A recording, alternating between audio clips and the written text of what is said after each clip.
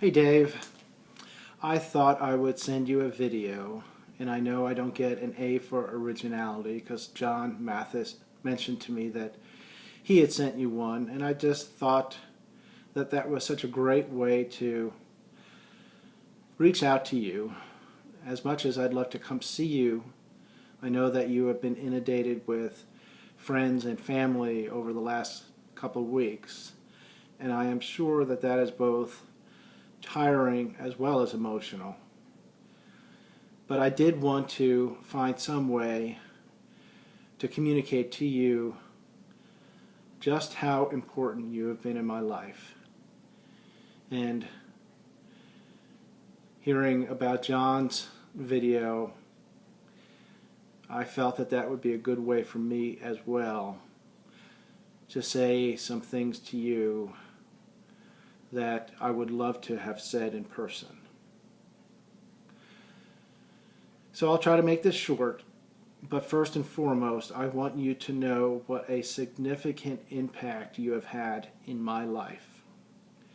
And I don't mean that in a trivial way. I don't mean that in a way to give you platitudes, because it really has been a significant impact that your friendship has meant to me.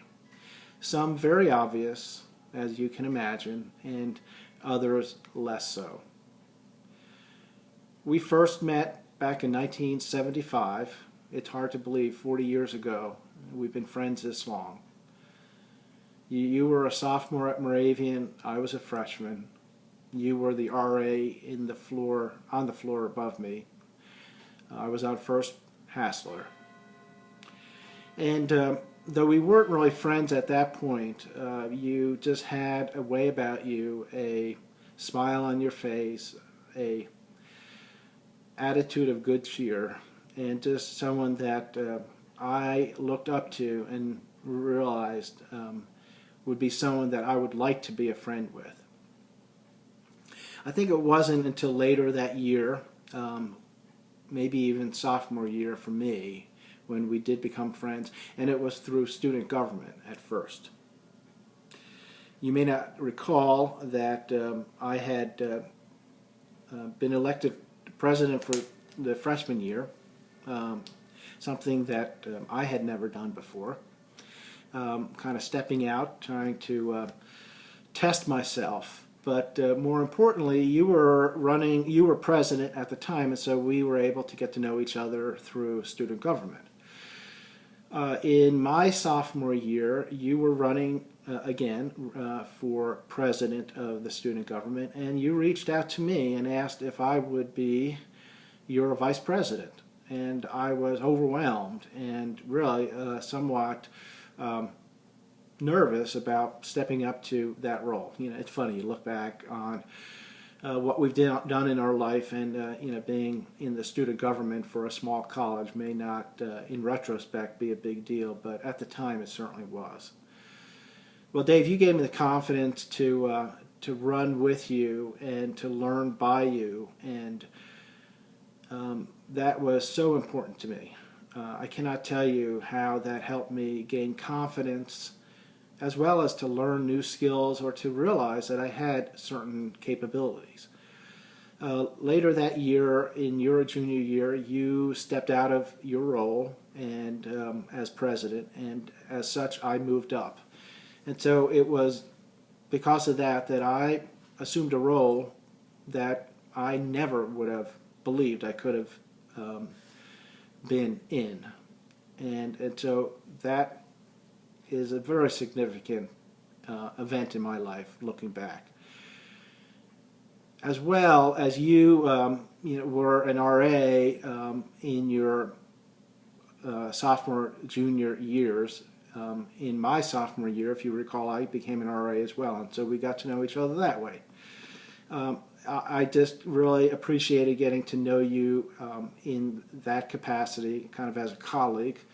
And then when you became an RD in your senior year, and I was working for you in a sense, I realized that being an RD would be something that I too would love to do, and to a degree emulate the way you conducted yourself, which was always, being available to anyone, being very regular, normal, being approachable, I guess is the right word.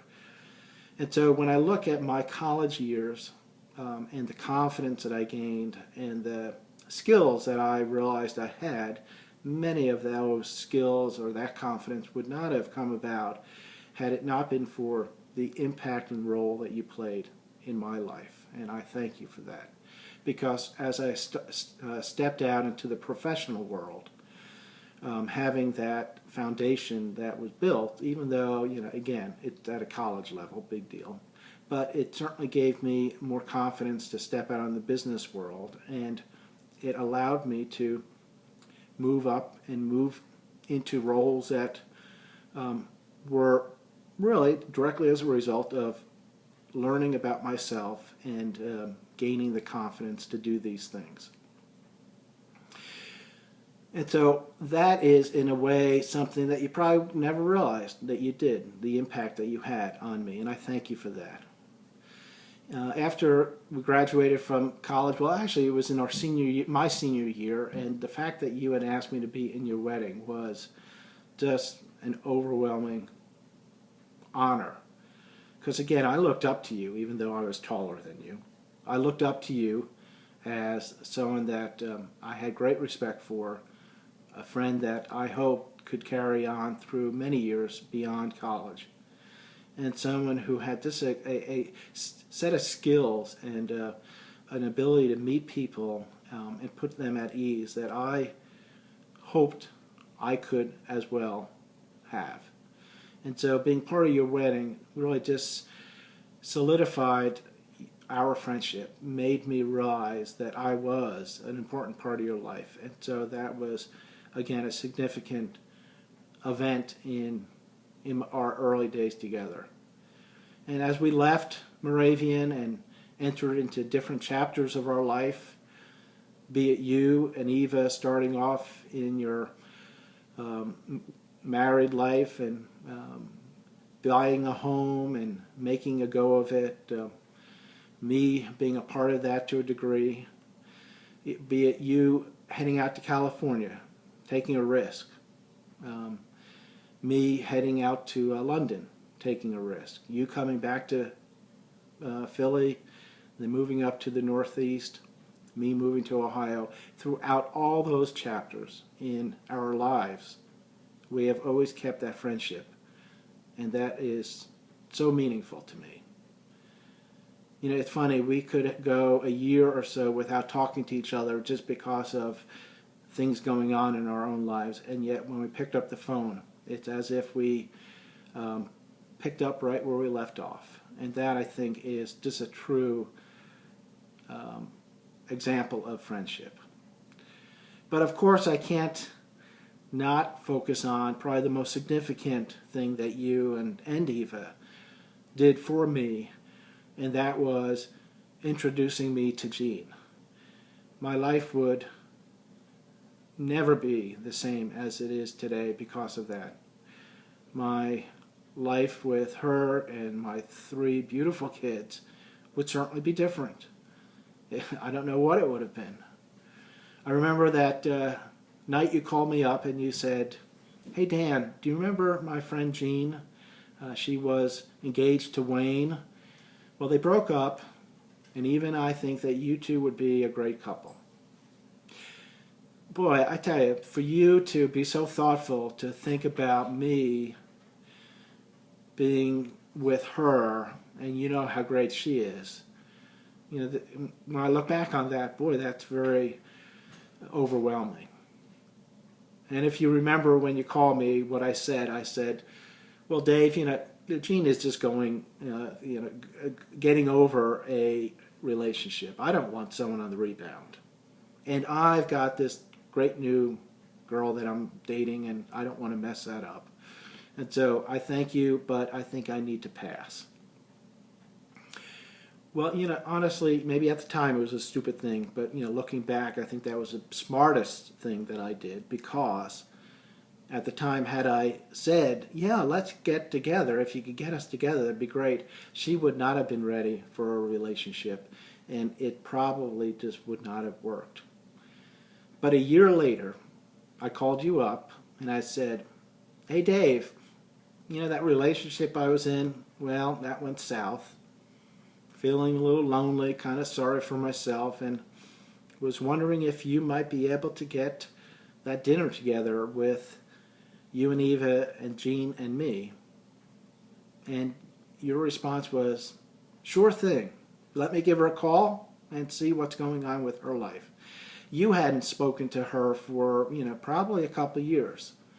And she remembers that call quite vividly. And you said, hey, Eva and I would love to have you to come over to dinner, and would you mind if we invited my friend Danny over? And Jean thought to herself, well, Dave, you could invite anyone you want over, never thinking that you and Eva and me were thinking, beyond just that dinner. And it was a great dinner, and I saw in her a spark that got me excited. And after Jean left that night, because she had to work the next day, if you remember, you, Eva, and I sat around your kitchen table, and I said, well, let's see, and that was a Friday night. Maybe I could call her Sunday and see if she'd like to go out to dinner. And you said, oh, damn, you got to give it at least a week. And I said, Dave, a week? And Eva saying, yeah, you can't just call her right up. And I said, I can't wait a week. And I did it. I think I called her on Tuesday of the following week. And she said to me, no, I'm busy all weekend. Maybe I could fit you in on Monday. And that date turned into the next date, turned into an engagement, and 31 years later, into a great romance.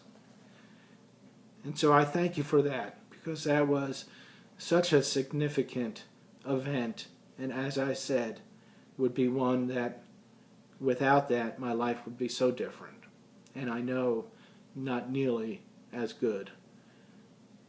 So my friend, I want to thank you for that. I want to thank you for being a role model to me. I want to thank you for being a constant friend over almost 40 years.